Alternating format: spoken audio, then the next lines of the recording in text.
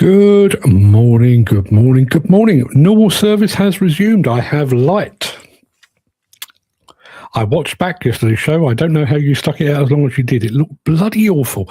Good morning, everyone. Good morning to Gary Muirhead, who just walked through the door. Good morning to Dan Cullen, who was here before the show even started. And good morning to Jim Turner, who just snuck in as the intro was playing. Good morning to Ryan Lee over on Instagram as well. Morning, Ryan. Love the new website, by the way. Just saying. I'll bore you with all that some other time. Ryan is a demolition man through and through. Speaking of demolition, I'll speak of demolition in just a moment. But Ken Hatcher has just joined us from partly cloudy, partly sunny Welsh Wales. Good morning to you, Ken. Good morning to Mercy Johnston as well. Thank you very much indeed for being here. Yeah, I said demolition. Broke some news last night. Not good news either. We put this out last night. History repeats as foreshore demolition folds. Yeah, foreshore demolition. Sad news.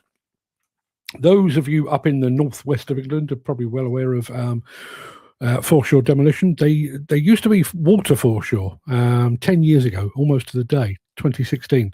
Water foreshore closed its doors, and the directors therein basically started again as foreshore demolition. And now, lo and behold, 10 years later, they've gone pop too. Sad news. I was given the heads up a couple of days ago that they'd been served with a winding up petition by the solicitor acting on behalf of HMRC, but by the sound of it, this was already preempted, and they managed to get the administrators in before that all came on top. So I just feel very, very sorry for them. I don't know Christian Forshaw particularly well. In fact, I'm not even sure our paths have ever crossed, but always had a lot of time for Andrew Forshaw. Always came across as a nice guy. So yeah, very sad news. Apparently about 25 employees as well, and obviously the impact upon the wider supply chain, which is bad news. Bad news. Wish it were more cheery. One thing I would say though, having checked while I was doing the research for the story I wrote last night, looking on their on the Companies House website, that obviously Water Foreshore is no longer. Foreshore demolition soon to be no longer, but there's another entity in the background called WFL, which I'm sure was Water Foreshore Limited. That is still an active company. Will we see Andrew and Christian coming back under a new banner? I kind of hope so. Dan Cullen saying, good morning, you plant porn addicts, muck heap engineers, hydrant lever pullers, and seat warmers alike. Yes, despite all that I said last week, seat warmers are indeed welcome. Thank you very much indeed for that, Dan. What can I tell you? Apart from bad news about foreshore demolition, not much. So I tell you what, given the fact that I dragged things on for literally ages yesterday, I'm going to start the show on time today. Now, whether we'll remain on time, frankly, lap of the gods, but I'm going to start on time, and I'm going to start with this.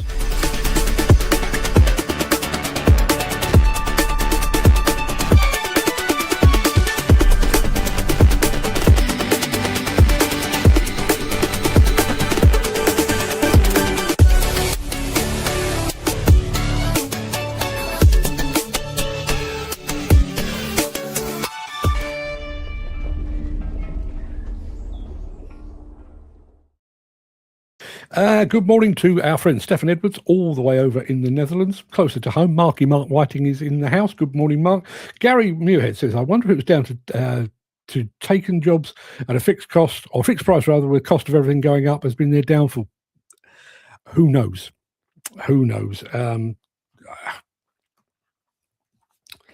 It's tough out there. It is tough out there, you know. When I do speak to demolition contractors a lot, and there are some that are semi-protected. I think if you're in London and the southeast, you're probably doing okay. Bit of Birmingham maybe doing okay. If you're into specialist areas like petrochemical, oil refinery, that kind of work, you're probably okay.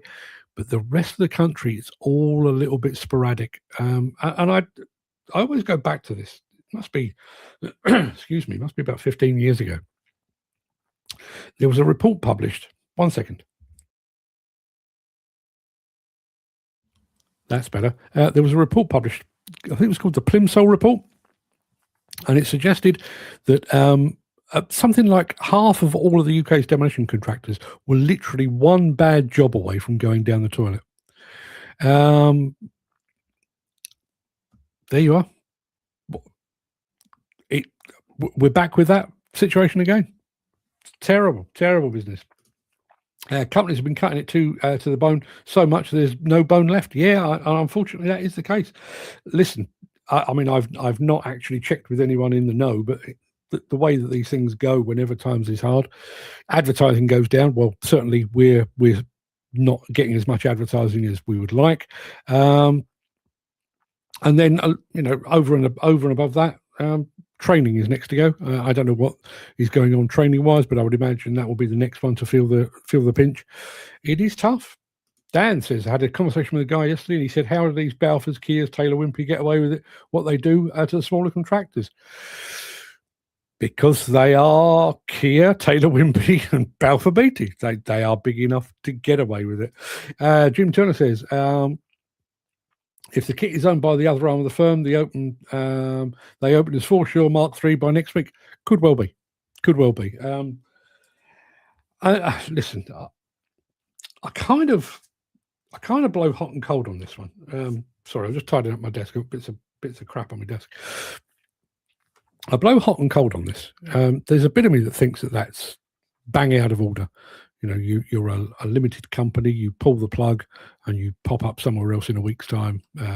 All your debts have gone away. Yes, there'll be some paperwork and some admin to take care of, but by and large, you're in the clear to go and start again. Same machines, same operators, same head office. The only thing that changes is the name above the door. It doesn't sit well with me, particularly for the employees who may find themselves out of a job, particularly for the supply chain who also might find themselves out of pocket. But I'm thinking specifically here about Andrew Foreshore. If he's come up through the ranks of Walter Foreshore and then has done Foreshore Demolition, it's fair to assume that demolition is in his blood. What is he supposed to do? Well, that's it. I've taken 2 stabs at this. It didn't work. I must now go and find another career. In my, I don't know, 50s, I would imagine, off the top of my head. Is that really what is expected? It's a tough one. Dan says they get no repercussions. Going back to Balfour Beatty, Kias, Taylor Wimpey. No, they don't. They are beyond reproach. They are beyond reproach. Jim says, same folk, different name on the machines and vests. Yeah. And there's always that conversation to be had when a company does go down the tubes. That it's a shock. It's a shock to the outsiders. Those of us that didn't see it coming. There's 500 plus demolition contractors in the UK. I can't keep an eye on all of them all the time, so you're never entirely sure exactly what's going on with any of them. But the directors there probably saw this coming months, possibly even years ago. They've had plenty of time to lay their plans to do something else. Probably in the same line, probably from the same headquarters. Certainly Walter Foreshore and now Foreshore Demolition were at the same location. Wouldn't be at all surprised if they came back in exactly the same place. Gary says, I feel sorry for the smaller one-man band company, always comes off worse with 0 pence on the pound, who's just hanging on by their fingertips. Yeah, and one of the things that always sits very uncomfortably with me, and I'm not saying this is Foreshore because it's literally just happened, but one of the things that I've seen in years gone by is the number of people that tend to call in favors. They can see the walls closing in and things are looking very, very bleak, and they call in on providers of attachments and machines and materials and all that kind of thing. Look, it is tough at the moment, but we've got this promise of this new job. If you can just see us good for the next 2 weeks, 6 weeks, 3 months, we're good for the money. We've known each other for about 20 years, and then a fortnight later they've gone down the tubes, which doesn't sit well. As I say, not accusing our Foreshore Demolition of any of that, but it happens far too often. Too easy and get out of jail free card. Yeah, you do, and I mean, I don't know if any of you guys have ever actually started a limited company, but when I did, I'm not a limited company anymore, but when I started one, you're basically, the accountant tells you that. It's not don't worry if it all goes tits up, you can just fold the thing and bugger off onto the beach. It's not quite as straightforward as that, but they make it very clear that, limited liability means precisely that. You are limited in your liability. Chris Ford is here. Morning, men. Here we go again. I hope you're referring to your working day and not this show. Here we go again. Yeah, absolutely. We used to call it a 5-gallon overhaul, tin of paint and a new sticker. Yeah, I've seen plenty of those over the years. I mean, I don't think we have it quite so much anymore, but there was a period where the rebranding was basically just putting the name after the year after the name. It was, Mark Antony 1997. Oh, that didn't work out. Mark Antony 1999. Yeah, that's an abortion as well. Mark Antony 2001. New and reinvented. That's the way it used to be done. I don't see that so much anymore, but I'm sure it still goes on.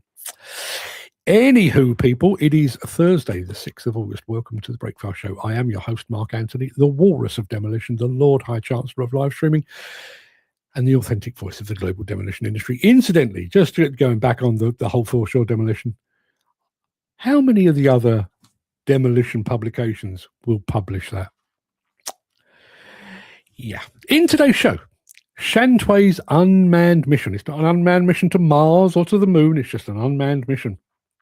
And we're going to introduce you to a company that is leading the autonomous mining revolution. We're going to take you in the cab of the new Komatsu HM460-6 ADT, and we're going down the pit, down under with Kobelco. All that to look forward to. Plus, today's episode of Mark's Morning Monologue is called The Noble Art of Arse-Covering. We'll get to that. Garrett says limited company is a get out of jail, like Jim said, compared to sole trader where you've got more responsibility. I was a sole trader for 20 years. I was encouraged, urged, cajoled into becoming a limited company. Didn't pan out, and I'm a sole trader again. So, I mean, what is my risk? I don't get to pay my broadband bill one month, so I owe somebody 50 quid. I don't have much in the way of expenses. But yeah, sole trader, you are far more exposed. Anyway, let's crack on, shall we? Because we've got lots to get through, and we've got a couple of back-to-back videos today, which don't involve operators at all. And for the operators among you, I apologise for that, but that seems to be the route of or the direction of travel. Jim Turner says, nice to have the crack with Chris at the weekend. Chris, did you find out what the noise was on the VC20? What was the noise on the VC20? You hadn't put a duck under the hood or something like that, or a goat or something? Let us know. We're all intrigued now. Caterpillar first, then Shantui.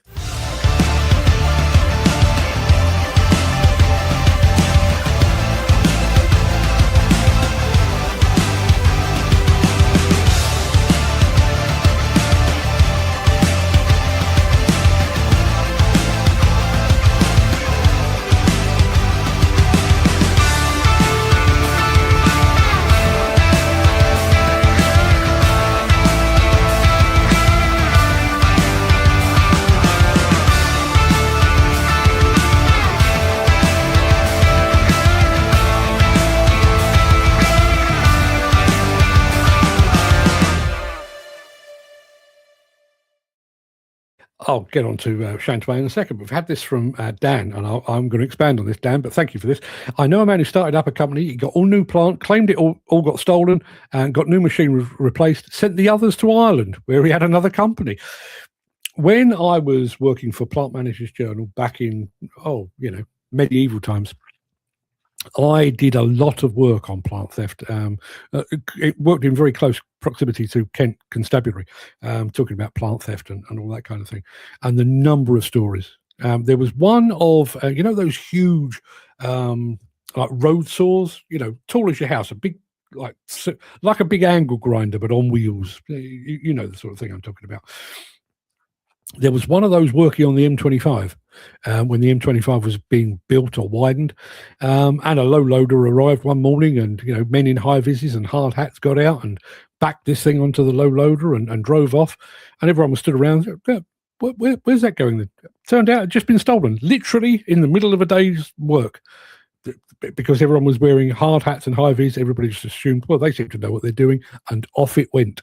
Another one, which, funnily enough, has got an Irish connection, given what Dan has just said.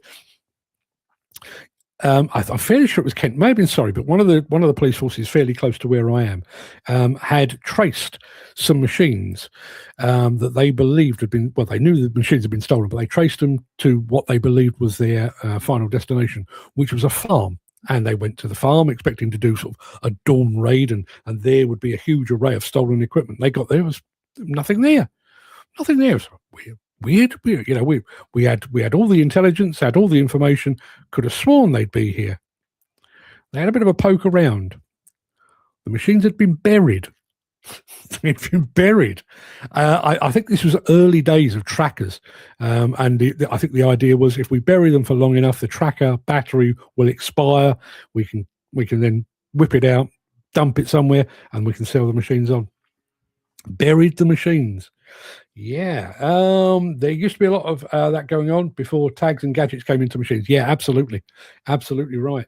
I didn't see this one, but I was told that back in the day, JCB did an event. I'm not even sure if it was a customer event or a press event, but apparently they reenacted kind of a Wild West draw. So they had a backhoe loader, one of their own, armed with a gun, and they had a rickety old case machine armed with a gun as well, and they faced each other, turned, drove away 100 paces, turned around and aimed and fired. Well, obviously the JCB machine won. The case machine blew up. There was smoke and everything else. But then apparently, according to those that witnessed it, the JCB machine dug a hole and buried the case. As I say, I didn't see it. It may be an apocryphal tale, but that is a thing. Think it needs a change of hydraulic oil, as it only did it as it got hot. Oh, we're talking about the noise that the VC20 was making. See if that sorts it. Yeah, bit of WD-40 cures everything. I'm covered in it. Seriously, knees, hips, elbows, covered in the stuff. Gary Muirhead says we had a JCB 36 stolen and it was found in Ireland. The only way they found it was because it had a Glasgow phone number on the side of it. There was another one which I thought was absolutely remarkable. And listen, coincidences happen. There was a guy, a British guy who had a machine stolen, tried to trace it. It had vanished. Police could do nothing. It was gone. A few months later, he goes on holiday to Cyprus. And there he's strolling down Cyprus High Street. That's a thing. He's strolling down Cyprus High Street, and there, on a site, his machine still carrying his branding. It's a true story. Ended up being in a shed in Derbyshire, if it's what I'm thinking of. If you're talking about the case, it may well have done. It may well have done. I'm up that part of the world next week, and unfortunately, gents, I have no time to come and visit any of you. I'm off to. I finished the show here on Tuesday, and we're driving up to Ashbourne for an overnight stay. Then we've got a wedding the following day, an overnight stay, and then we're driving back to get our cruise the following day. So, yeah, Derbyshire. I'll be looking out for sheds containing potentially damaged case machines. Right, I did promise you some Shantui, and some Shantui you shall jolly will have. I'm going to refer to this as an unmanned mission because there's one thing all these machines have in common: no operators.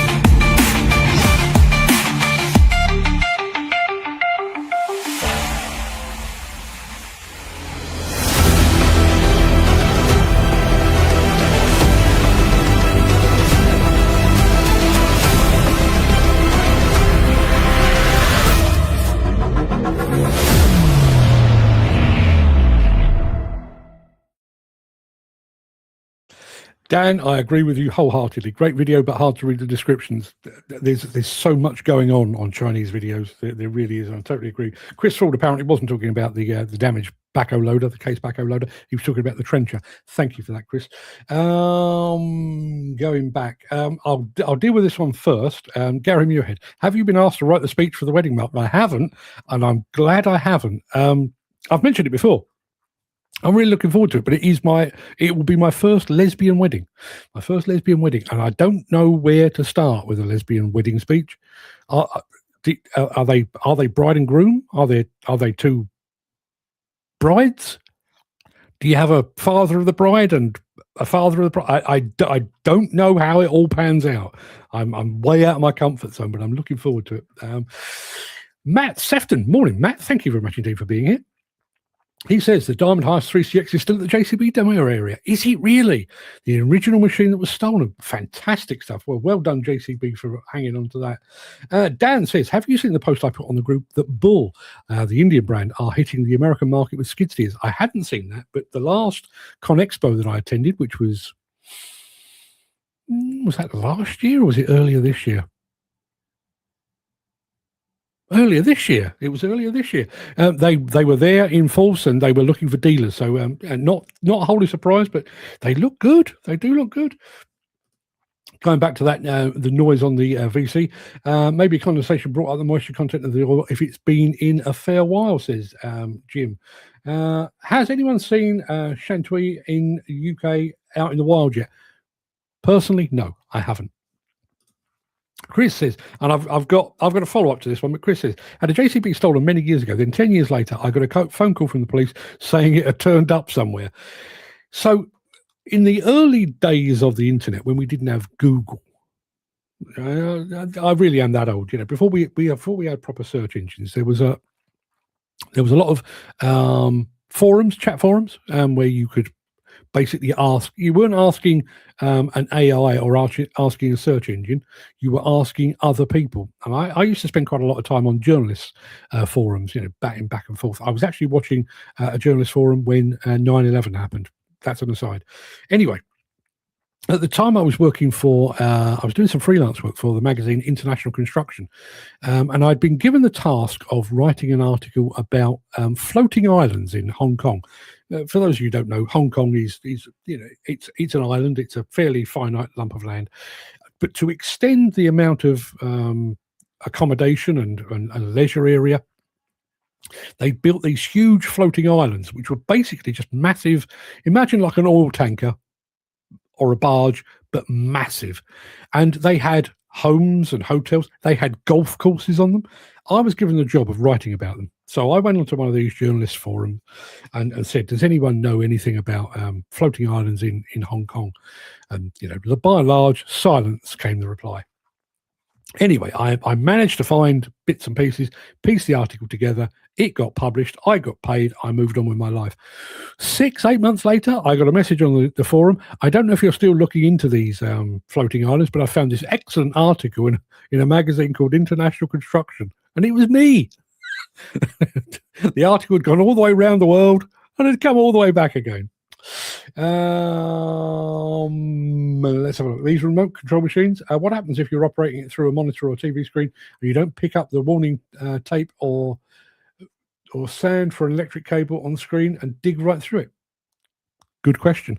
I mean, I would like to think, if we can operate a machine at a distance autonomously or via remote control, you'd think we'd be able to devise a system that detects underground cables and stuff like that. Who knows?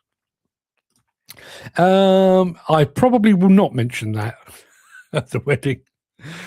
Do you ever? It's a long time ago for me now. But do you remember when you went into your school exams and you were, you were ordered to be on your best behaviour because this was going to basically signify the rest of your life. If you passed your GCSE O level in maths, you were destined for great things.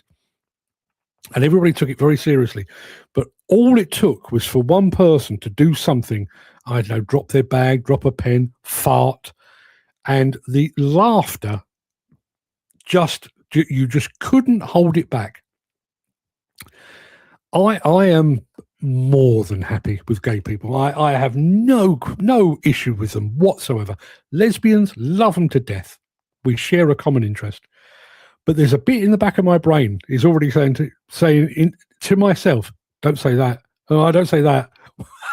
For the love of God, just don't say anything because you will upset someone. I won't. I know these people, but there's a bit of me in the back of my head. Dan, well, that's good news. Lesbian marriage has the highest rates of divorce.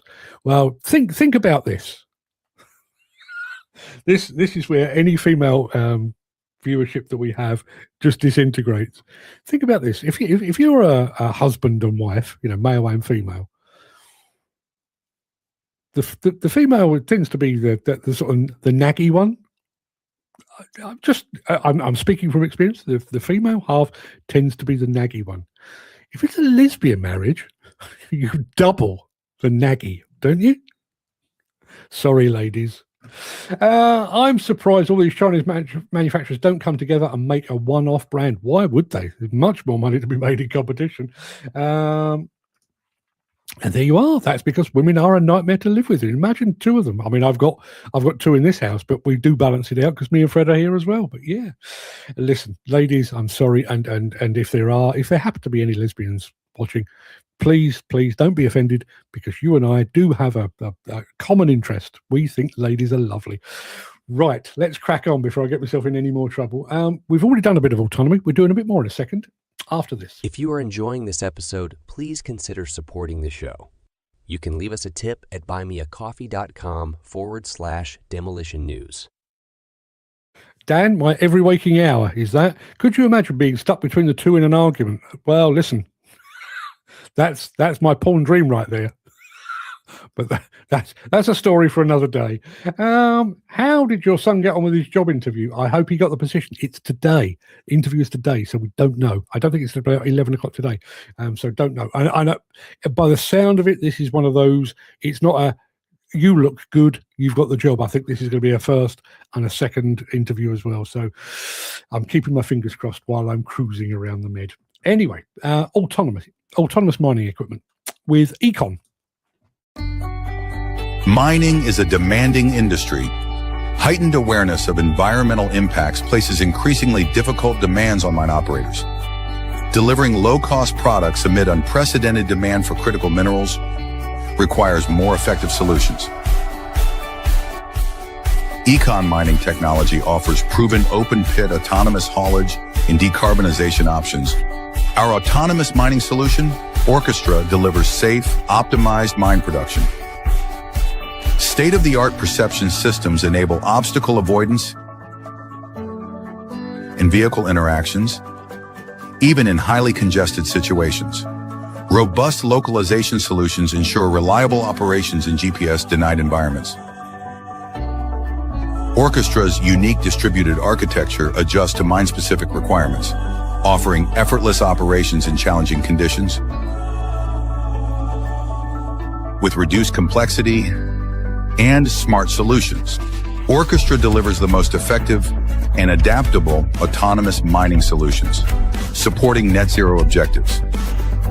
Our decarbonization partner projects have successfully achieved elimination of Scope 1 emission using battery electric solutions and 30% reduction in Scope 1 emission with diesel hybrid battery solutions.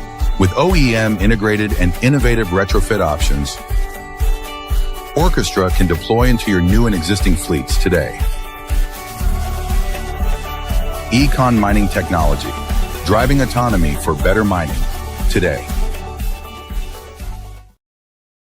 All very smart indeed. Dan has sent off his CV as well. Gary wishing my son good luck, but also good luck to Dan as well. Gary says, bet your CV will take some reading, Dan. Fingers crossed they take you on. Yeah, I mean, based on the time I've known Dan, which is the past 6 years or so, probably a bit like War and Peace. It will read like a who's who of the UK construction industry. He's been everywhere and done everything.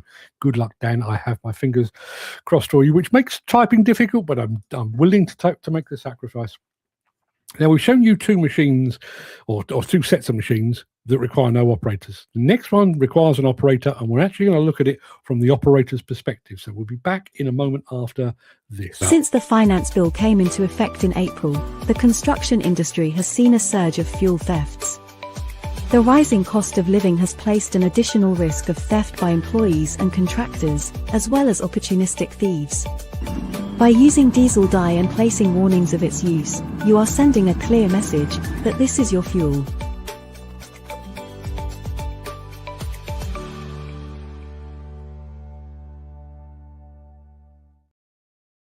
Yeah, time to take a closer look at the new Komatsu HM460-6 ADT. But we're looking at it from the right angle this time. We're actually looking at it from within. So sit back and enjoy 5 minutes of Komatsu comfort. So from operating this, I guess, how do you feel about the power, I guess, acceleration, or just drivability in general from first impressions, I guess? First impressions are fantastic. The drivability, like we just talked about, the visibility is second to none here, and the power is good. It's you know, we're gonna go. I'm sure you're gonna let us know on the more features here that this truck has to get maximum productivity out of it. But so far so good. We're very impressed on how it works. So would you I know in the past there's been questions or issues with gear hunting sometimes. Do you feel like you've seen less of that with this truck, or minimized when it comes to shifting and gear hunting? Yeah, the gear hunting I think has pretty much been eliminated with this truck. As you can see right now, it's holding this torque, right? Where the old truck would have dropped already another gear to get it. Yeah. This truck powers through. So I think that's a great it's a great solution that they've come up with here with the 9-speed transmission. Yeah. And the way this I don't know, the way I guess it's computer controlled. The way they have their computer down, controlling this, it's pretty much eliminates the gear hunting. Yeah, so basically, I think the big thing they did was, with that new engine, we increased the torque by, 23%. Also lowered, max torque at a lower RPM. Yeah.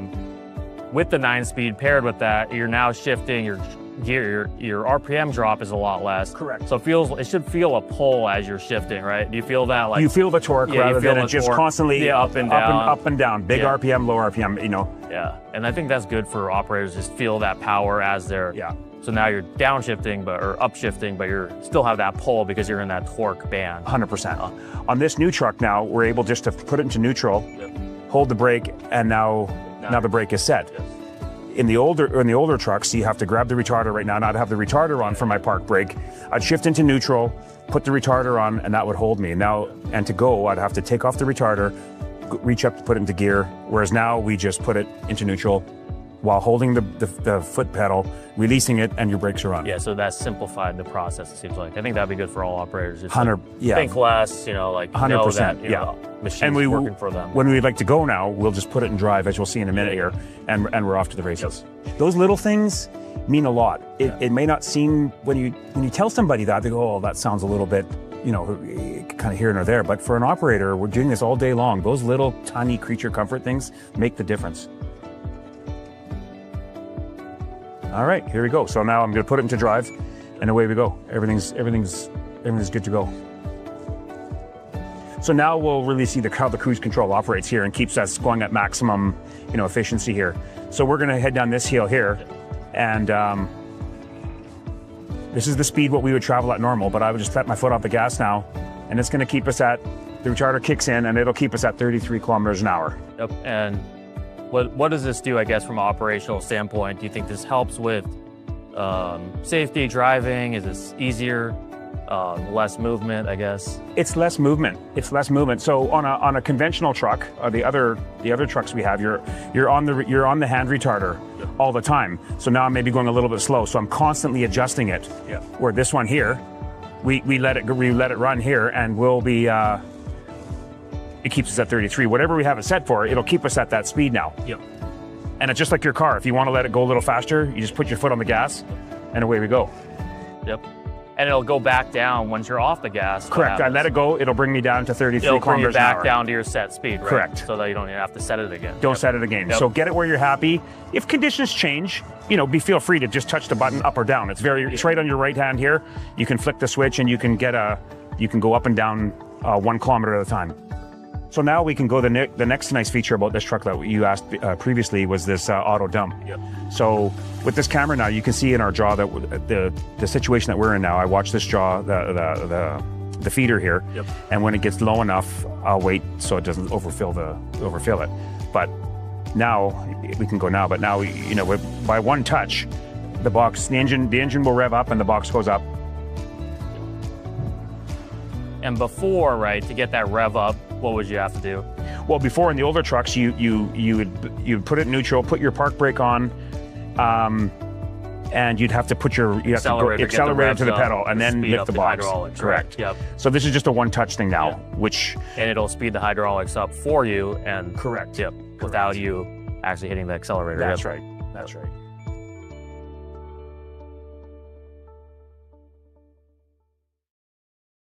Come back to that in a second, but Dan's CV apparently is 6 pages, complete with 2 pages of referees. So yes, a lot of reading. Whoever Dan is applying to, it's like War and Peace, people. Look out for it. I'm going to jump in on this one as well. Gary Muirhead just said, Jim and Chris, can you do me a favour, boys? Whenever there's a vintage plant show coming up, could you please post the details on here? I'd love to come along to one of them and meet up too. Me too. I keep meaning to do one. I've not done one in years. I keep meaning to do one. I do need to do that. So, Chris, Jim, you've got your fingers on the pulse. If there's one coming up and I'm in the country, please let me know, and I'd love to come along.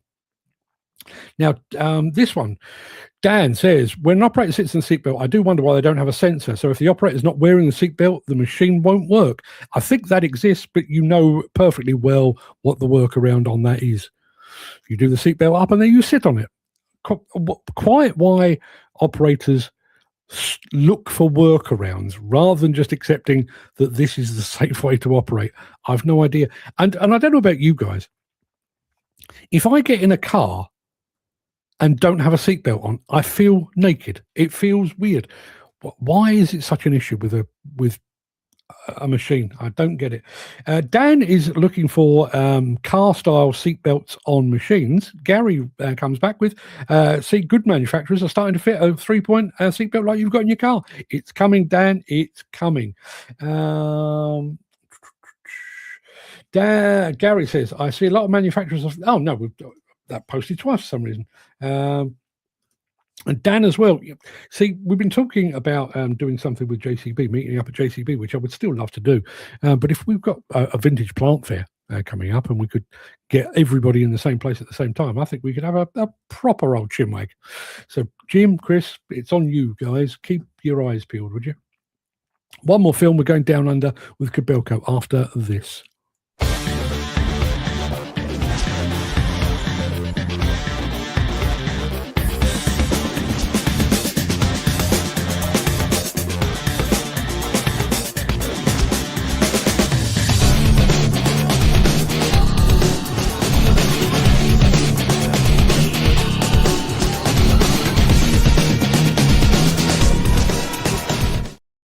Almost time for our morning monologue, which today is called the Noble Art of Arse-Covering, which will hopefully make sense when we get there. But first of all, we're going down the pit, down under with Kobelco.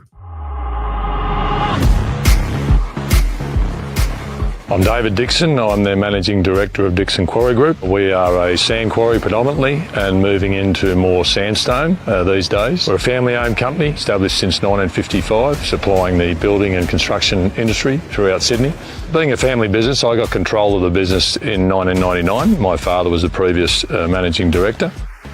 One of the very first things that I did was I got rid of a lot of the second-hand machinery, and I actually went out and purchased some brand new machineries.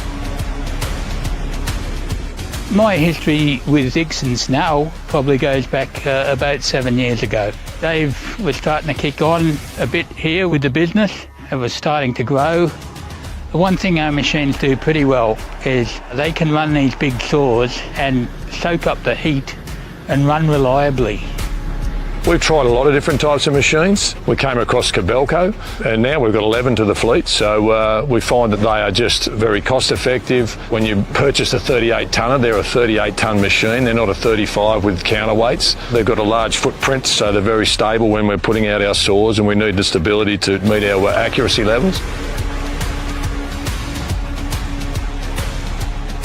So the Kobelcos really stand out with their cutting capabilities from the other machines we have on site.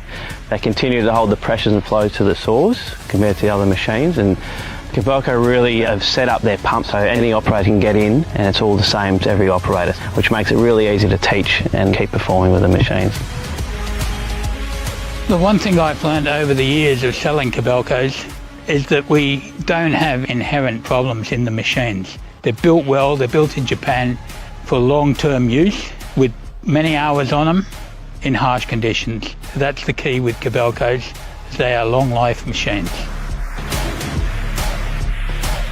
And it's also with STM, we've got a great relationship with their service guys. They're doing all the service and maintenance on all their machines. So when we purchase the machines, we also purchase the service package as well. So it's a one-stop shop.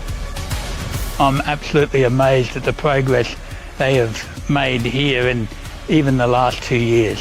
And the growth in their business is recognised all around Sydney.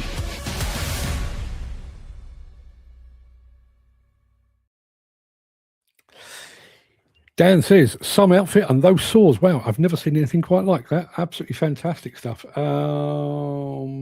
This old 300 would be hard to beat too. Dan's being won over. Gary Muirhead says, I bet that would have gone down well with his father when he said, I'm replacing all the old equipment for new ones and a massive investment. Yeah. Do you know, that was one of the things that struck me about the Foreshore Demolition thing. Obviously, family firm, and to have it go pop once and, you know, obviously very sad news, and then to have it go pop again, I'm sure there must be additional pressure if you're owner of a family company. And Gary says this, and listen, I'm more than happy to do this. Use the show as a notice board for upcoming events and meets. I think that's a fantastic idea, and I'm more than happy to do that. Obviously, we've got a couple of shows next year. I think the year kicks off with the Executive Hire Show. There's an Intermat next year. There's the plant work. There's the UK Plant Operators exhibition as well. So there's plenty going on next year. We've had conversations with a few of those. I'll keep you posted as they come along. But yeah, Gary, fully agree with you. Excuse me. Anyway, that's about it for the main part of this morning's show. I'm going to roll the outro in just a second before leaping gazelle-like over into the morning monologue. If you can't stick around for that, please stay safe. Look after yourself, your family, your friends, and your colleagues. I hope to see you again very soon. Tomorrow would be Good Friday. Not Good Friday, but it would be good, full stop, Friday. But if you do have the time and the inclination, I will be back immediately after I've pressed this little button here.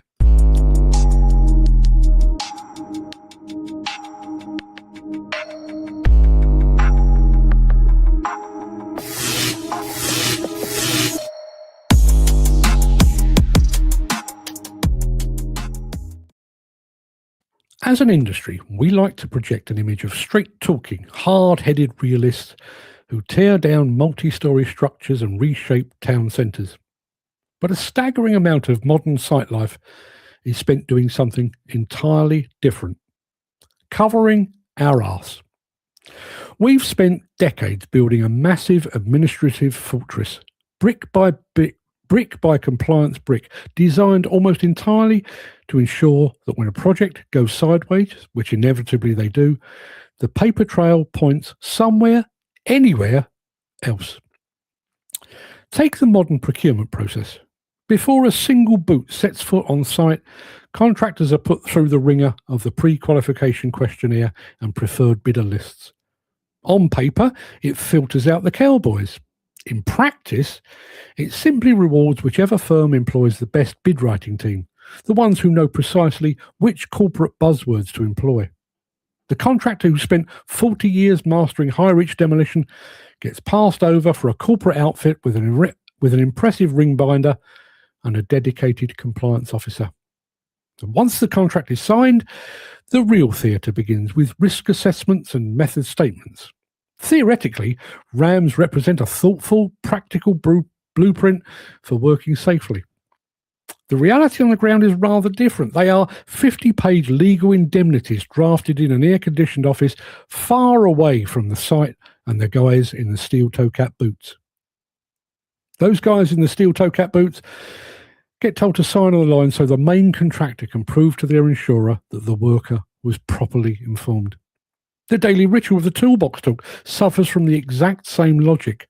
No demolition or construction operative in the industry has ever returned home after a brutal 10-hour shift, kicked off his boots, and said to his wife, "It was a tough day in the trenches, love, but that 15-minute lecture on ladder safety really kept us all safe."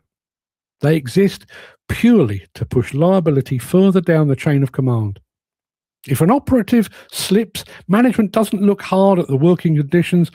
They pull the signed attendance sheet from that morning's briefing and point out that the worker was explicitly warned not to fall over. Site audits and project progress reports follow the exact same rulebook. No construction firm has ever hosted a topping out ceremony and raised a glass to the site auditors for their vital contribution to getting the frame up. No one buying a house has ever run their fingers along their new kitchen worktops and taken comfort in the knowledge that the contractor's paperwork was impeccably filed. Instead, we now deploy real-time monitoring for dust, noise, and vibration. While monitoring has its place, it frequently serves as a high-tech shield against aggrieved neighbours and local authorities. The sensors don't actually stop dust blowing over the hoarding. They merely provide the legal team with a spreadsheet to prove the airborne particulate levels remained within the parameters of acceptable nuisance. Even PPE is a form of corporate arse-covering, and not just in the literal sense. In truth, PPE is the last resort, and all the hard hats and safety gloves in the world will not protect you from the industry's biggest and most consistent killer, falls from height. Rather than stripping back this administrative burden to focus on what actually keeps sites safe, efficient, or profitable, the industry keeps adding fresh weight to the pile. The latest additions to the stack include carbon capture metrics, environmental stewardship declarations, social value accounting, mental health awareness pledges, and corporate gender equality targets. None of those are inherently bad. The problem lies in how the industry absorbs them.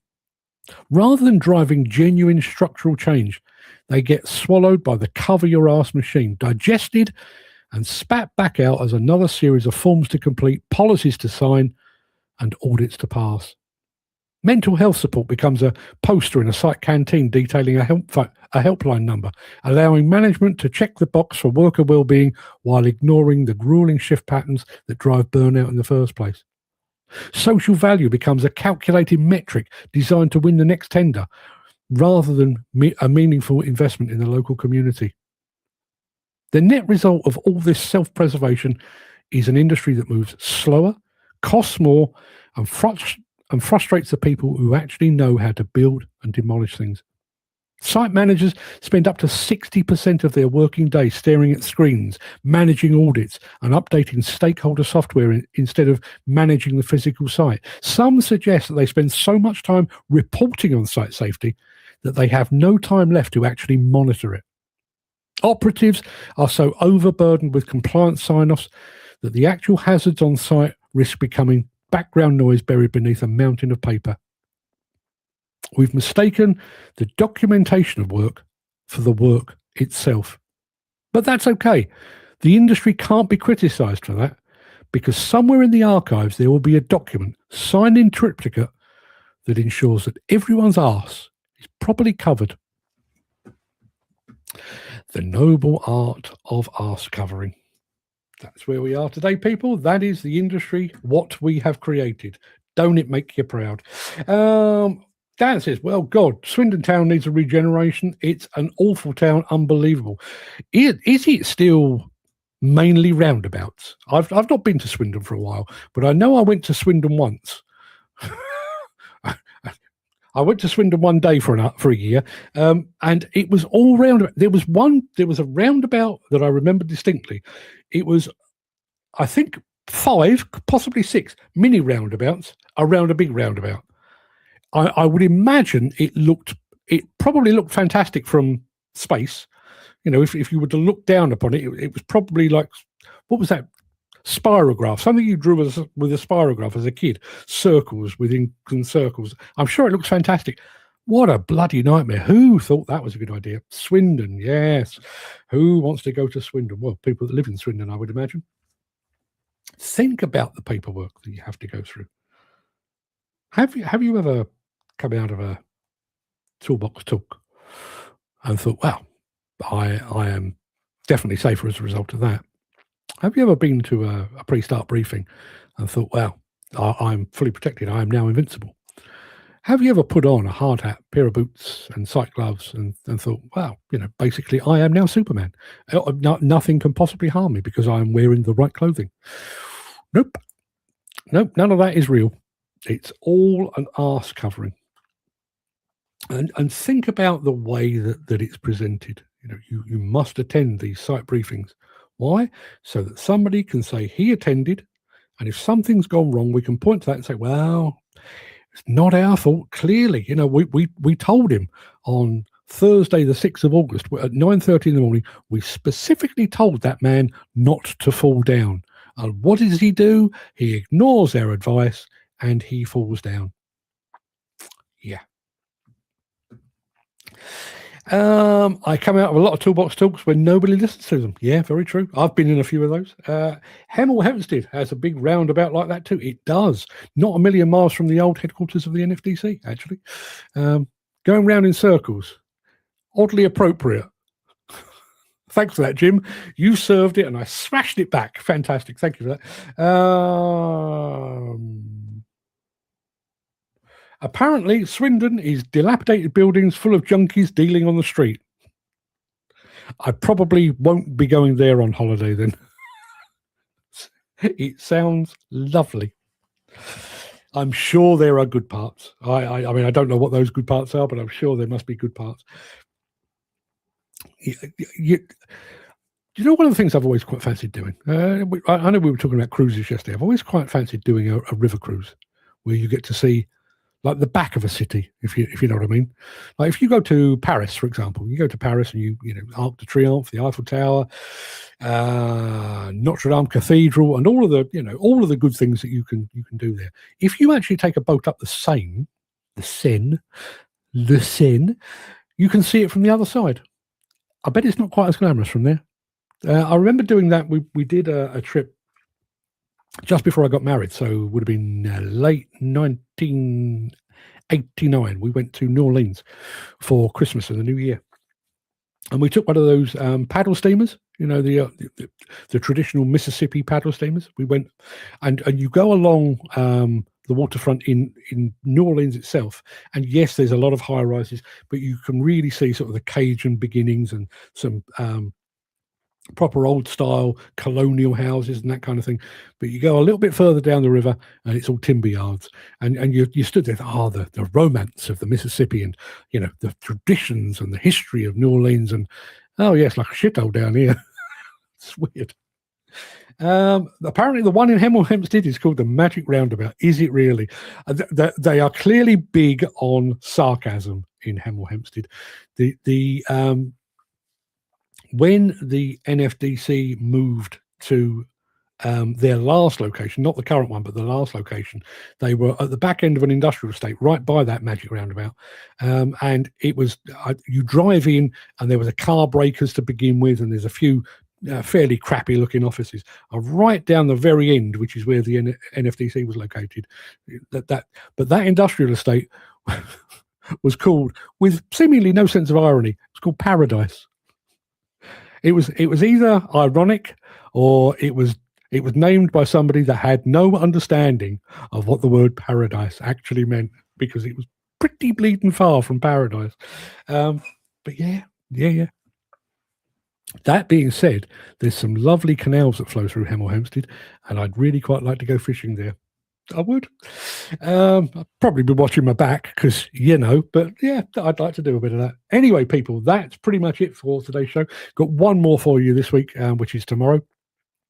Very quickly, and I'm trying to get it done in time. I went up to RAF Wittering a few weeks back to see the final testing for the JCB Hydrax before it went off to America for Speed Week at Bonneville Flats in Utah. We've pieced together a film which is best part of an hour long. The vehicle is in Utah at the moment. Speed Week is going on from the 1st to the 5th. So 1st to the 7th, possibly. So it's done that. It's done all that. So probably within the next week or thereabouts, the JCB Hydromax will be going for the hydrogen speed record. I am hoping to get the film done, even if I have to set it to play when I'm not here. I'm going to get it done so that, you know, whether their attempt is successful or otherwise, the film will drop and you'll be able to see exactly what went into it. There's lots and lots of people talking about hydrogen technology, hydrogen engines, how they've harnessed the power, how they're making the fuel, and all of that good stuff. If you're into engines and power and plant, there's a lot of plant talk in it. It's mainly about the Hydromax, but there's a lot of talk about the backhoe loader with hydrogen. As I say, I'm going to set that to play. If they break the record before Tuesday next week, unlikely, but if they do, I'll play it then. If not, I'll set it to play while I'm away, and you can enjoy that at your leisure. I'll probably set it to play on one morning, so you've got something to watch, even though I won't be here. So yeah, keep that in your mind. I'll make you all aware of either WhatsApp group or some other way, but keep that in mind. People, until tomorrow, go and have a fantastic day. Don't forget to cover your arse. Literally and figuratively, go and cover your ass, because that apparently is the primary concern of the industry these days. I'll see you tomorrow for yet more of the same. Have a fine and splendid day. Cheers.